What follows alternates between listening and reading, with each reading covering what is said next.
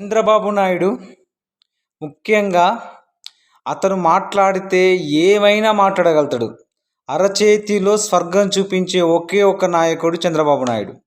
తాజాగా ఒక మీటింగ్లో ఏం మాట్లాడుతున్నాడంటే, ప్రజలందరినీ నేను 120 ఇయర్స్ బతికిస్తా, 120 సంవత్సరాలు ప్రజలందరినీ బతికిస్తా, ఆ అద్భుతమైన ఔషధం నా దగ్గర ఉంది, నేను సంజీవన్ని తీసుకొచ్చి మీకు అందరికి ఇస్తా, మీరు అందరినీ 120 ఇయర్స్ బతికిస్తా అని చాలా గొప్పగా మాట్లాడుతున్నాడు.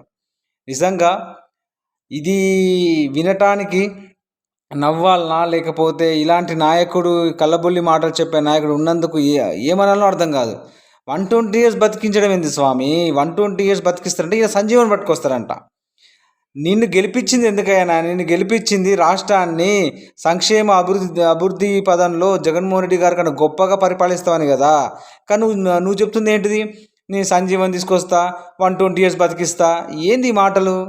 అందుకే అంటారు కదా, ఇతని మాటలు తప్పిస్తే చేతల మనిషి కాదు. కేవలం మాటల్లో సింగపూర్ కడతాడు, మాటల్లో ఏదైనా కొత్త సామ్రాజ్యాన్ని సృష్టిస్తాడు, కొత్త ఒక లోకాన్ని సృష్టించే ఒక గొప్ప నాయకుడు అనమాట. కొంచెమైనా బుద్ధి ఉండాలి.